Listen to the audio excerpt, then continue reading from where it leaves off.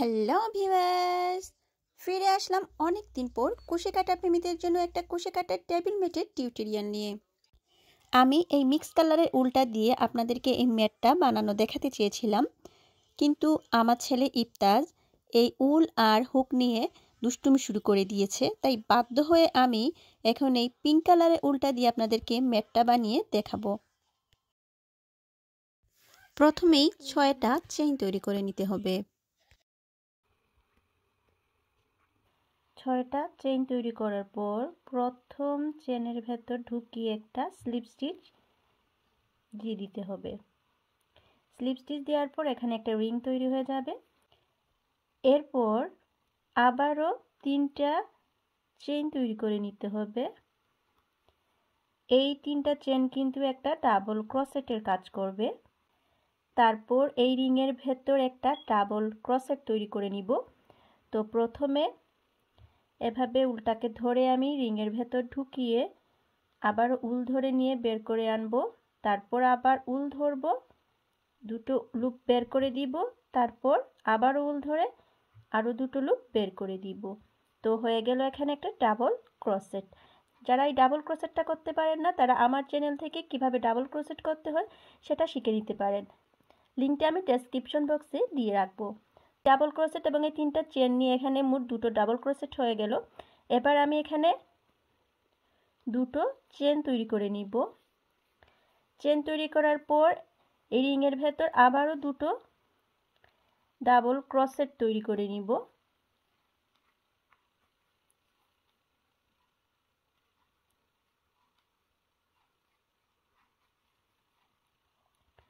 দুটো double crochet তৈরি করার পর এখানে আবারও দুটো চেন তৈরি করে নিব। তো ভিউয়ার্স, আমি এখানে দুটো করে মোট 4বার ডাবল ক্রসেট তৈরি করে নিব। তো ফিরে আসছি আমি এই রাউন্ডটা কমপ্লিট করার পর। ডাবল ক্রসেট, দুটো চেন, দুটো ডাবল ক্রসেট, এভাবে আমি এখানে 4বার দুটো করে ডাবল ক্রসেট করে এই রাউন্ডটা কমপ্লিট করে নিয়েছি। এবার দ্বিতীয় রাউন্ড শুরু করার প্রথমেই আবারও 3টা চেন তৈরি করে নিতে হবে। তারপর এটাকে এভাবে ঘুরিয়ে নিব। তারপর এই যে দুটা চেনের ফাঁকা স্পেস, এখানে প্রথমে 2টা ডাবল ক্রসেট তৈরি করে নিব।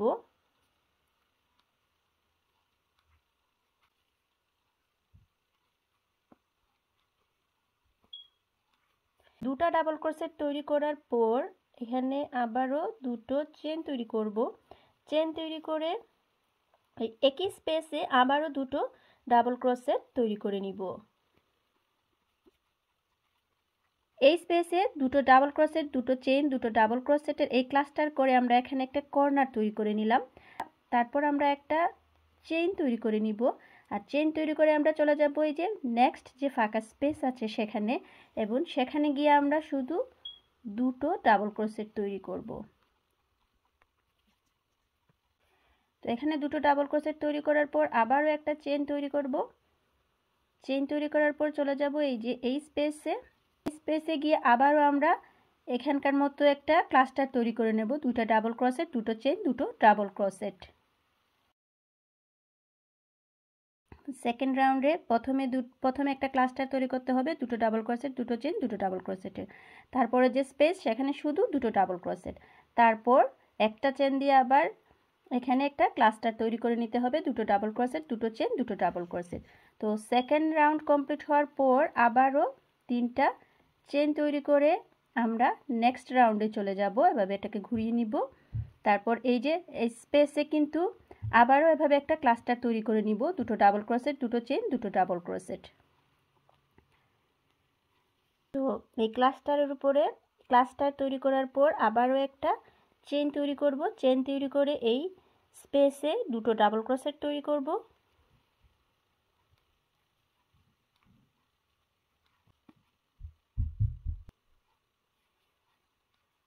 এই ডাবল ক্রসেট তৈরি করার পর একটা চেইন তৈরি করে চলে যাব নেক্সট স্পেসে, এবং এখানেও দুটো ডাবল ক্রসেট তৈরি করে নিব।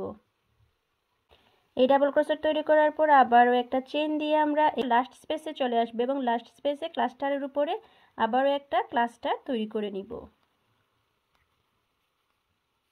ক্লাস্টারের উপর ক্লাস্টার তৈরি করার পর এই ধাপটাও শেষ আমাদের তৃতীয় রাউন্ডটা। তারপরের রাউন্ডটা শুরু করার জন্য আবারও 3টা চেন তৈরি করে নিতে হবে। তো ভিউয়ার্স আপনারা মনে রাখবেন প্রতিটা রাউন্ড শুরু করার আগে কিন্তু 3টা চেন করতে হবে। চেন করে এই যে ক্লাস্টারের উপরে এসে ক্লাস্টার করতে হবে, দুটো ডাবল ক্রোশেট, দুটো চেন, দুটো ডাবল ক্রোশেট। তারপরের স্পেসগুলোতে শুধুমাত্র দুটো ডাবল ক্রোশেট। যত উপরের দিকে উঠবো তত কিন্তু এই মাঝখানে স্পেসের সংখ্যাগুলো বাড়তে থাকবে। আমাদেরকে এই স্পেসে শুধু দুটো করে ডাবল ক্রোশেট করতে হবে। আর এই যে কর্নারে যে আমরা ক্লাস্টার তৈরি করেছি এখানে শুধু ক্লাস্টারগুলো তৈরি করতে হবে, দুটো ডাবল ক্রোশেট, দুটো চেন, দুটো ডাবল ক্রোশেট। তো ভিউয়ার্স আমি এখানে আরও 2-3টা রাউন্ড কমপ্লিট করার পর আপনাদেরকে দেখিয়ে দিচ্ছি এটা দেখতে কীরকম লাগবে। দেখতেই পাচ্ছেন এটাকে আমি আরও বড় করে নিয়েছি, এখানে আমি আরও কয়েকটা রাউন্ড করে নিয়েছি। আর যত আমি রাউন্ড করেছি, যত উপরের দিকে উঠেছি ততই কিন্তু ফাঁকা স্পেসের সংখ্যা বেড়েই চলেছে এবং ফাঁকা স্পেসের সাথে সাথে এই যে দুটো ডাবল ক্রোশেট সংখ্যাও বেড়ে চলেছে, কারণ প্রতিটি ফাঁকা স্পেসে দুটো করে ডাবল ক্রোশেট করতে হবে। এটা আমি আপনাদের আগেও বলেছি, এখনও বলছি যে প্রথম রাউন্ডে কিন্তু এই ডাবল ক্রোশেট ছিল, এই দুটো ডাবল ক্রোশেট ছিল একটা, তারপর কিন্তু 1 2 1 2 3 4 5 6 এভাবে কিন্তু বেড়েই চলছে, সেই সাথেই ফাঁকা স্পেসগুলোও বেড়ে চলছে। এভাবে কিন্তু এটাকে আরও বড় করে নিতে হবে।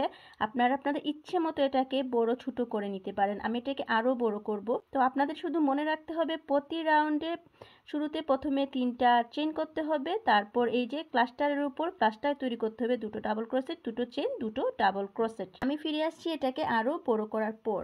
আমি এখানে টোটাল 25টা রো করে নিয়েছি আর আপনারা দেখতেই পাচ্ছেন আমি যত উপরের দিকে রো করেছি ততই মেটটা আস্তে আস্তে বড় হয়েছে। তো এই রো করাটা আপনাদের উপর নির্ভর করছে। আপনারা যদি 25টা রো করতে চান তাহলে 25টা, যদি 20টা করতে চান তাহলে 20টা। আপনারা আপনাদের ইচ্ছে অনুযায়ী এটাকে বড় ছোট করতে পারবেন। আমি আপনাদেরকে বলেছিলাম যে আমরা যত উপরের দিকে এটাকে বাড়াতে থাকবো, যত উপরের দিকে রো করতে থাকবো ততই এই ফাঁকা স্পেসগুলা বাড়তে থাকবে, সেই সাথে এই ডাবল ক্রোশেটগুলাও বাড়তে থাকবে। এখন আমরা উপরের দিকে যে রোগুলা করব সেগুলাতে আমরা এই ফাঁকা স্পেসগুলা আস্তে আস্তে কমাতে থাকবো। তো কিভাবে এই ফাঁকা স্পেসগুলা কমাতে হবে সেটাই আমি আপনাদেরকে এখন দেখিয়ে দিচ্ছি। তো প্রথমে আমাদেরকে 3টা চেন তৈরি করে নিতে হবে, তারপর এই ক্লাস্টারের উপর ঠিক আগের মতোই ক্লাস্টার তৈরি করে নিতে হবে।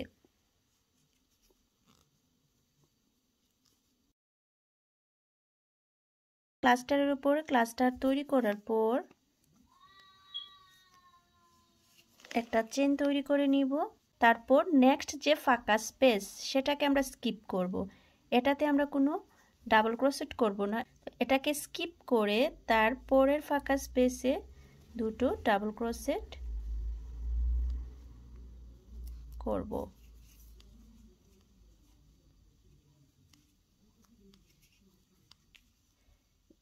ক্লাস্টার তৈরি করার পর একটা চেন তৈরি করে আমরা নেক্সট ফাঁকা স্পেসটা স্কিপ করে তারপরের ফাঁকা স্পেসে দুইটা ডাবল ক্রোশেট করব।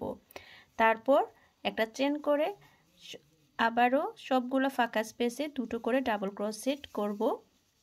তারপর একদম লাস্ট প্রান্তে এসে সে ক্লাস্টারের পাশে যে ফাঁকা স্পেস সেটাকে স্কিপ করে আমরা ক্লাস্টার তৈরি করে নিব।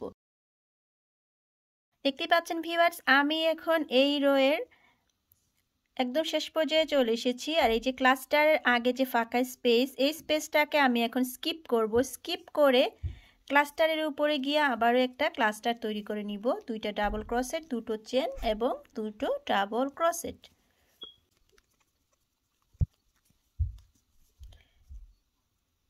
ক্লাস্টারটা তৈরি করার পর আবারও 3টা চেইন তৈরি করে নিব আমরা পরের রো তৈরি করার জন্য। তারপরে এটাকে ঘুরিয়ে নিলাম, ঘুরিয়ে নিয়ে আবারও ক্লাস্টারের উপর ক্লাস্টার তৈরি করে নিব।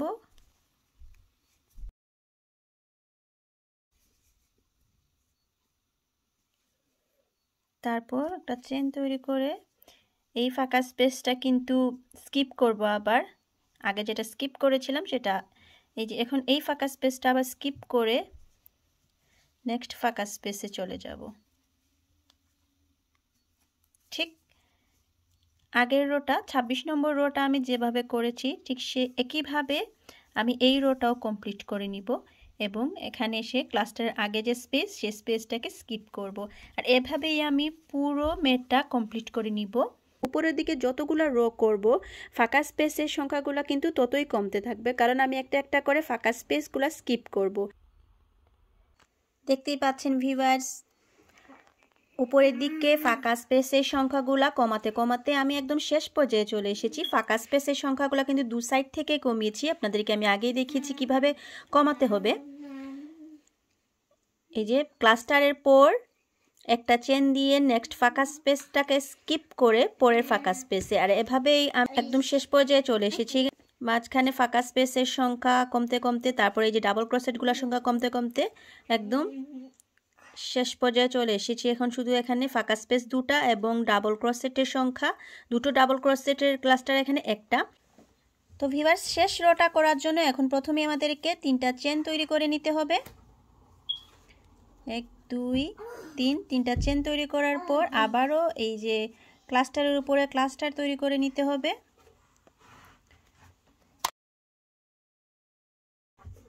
এই যে ক্লাস্টারের উপরে আবারও ক্লাস্টার তৈরি করে একটা চেন তৈরি করব।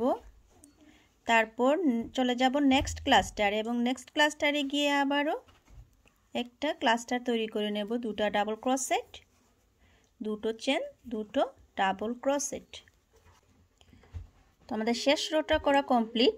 শেষ রোতে শুধুমাত্র দুটো ডাবল ক্রোশেট, দুটো চেন, দুটো ডাবল ক্রোশেট, তারপর একটা চেন করে এই ক্লাস্টারের উপরে এসে আবারও দুটো ডাবল ক্রোশেট, দুটো চেন, দুটো ডাবল ক্রোশেট। তারপর আবারও একটা চেন তৈরি করে নিব। প্রতিটি রো করার আগে যে 3টা চেন করে রেখেছিলাম, এখন সেই চেনের ভেতর প্রথমে 3টা ডাবল ক্রোশেট করে নিব।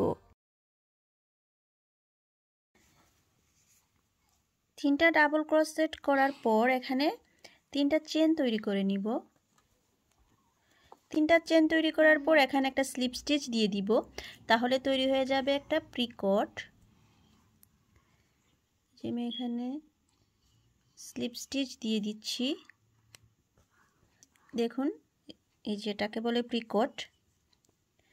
তারপর সেই একই স্পেসে আমরা আরও 3টা ডাবল ক্রোশেট করে নিব। 3টা ডাবল ক্রোশেট প্রিকট, 3টা ডাবল ক্রোশেট, এভাবে এটা ক্লাস্টার তৈরি করার পর আমরা আবারও একটা চেন তৈরি করে নিব। তারপর চলে যাব নেক্সট যে 3টা চেনের স্পেস আছে সেখানে, এই যে এখানে করব না, এই যে নেক্সট 3টা চেনের স্পেসে চলে যাব এবং সেখানে গিয়ে একইভাবে 3টা ডাবল ক্রোশেট,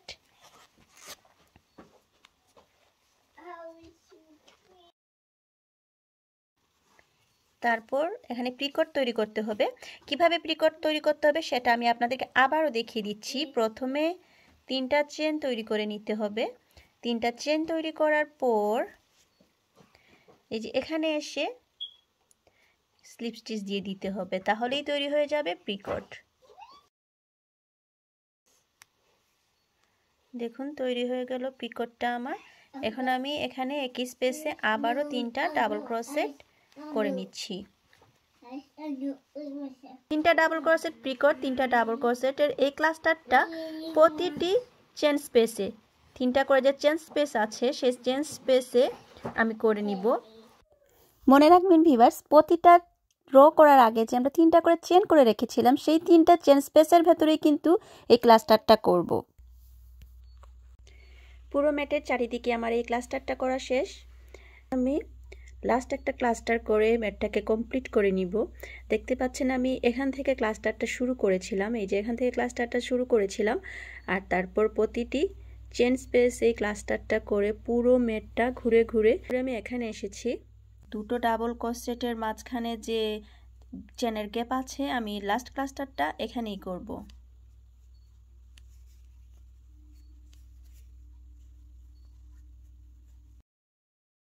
লাস্ট ক্লাস্টারটা কমপ্লিট করার পর আমি এখানে এই জায়গার মধ্যে একটা স্লিপ স্টিচ দিয়ে উল্টা কেটে নিব।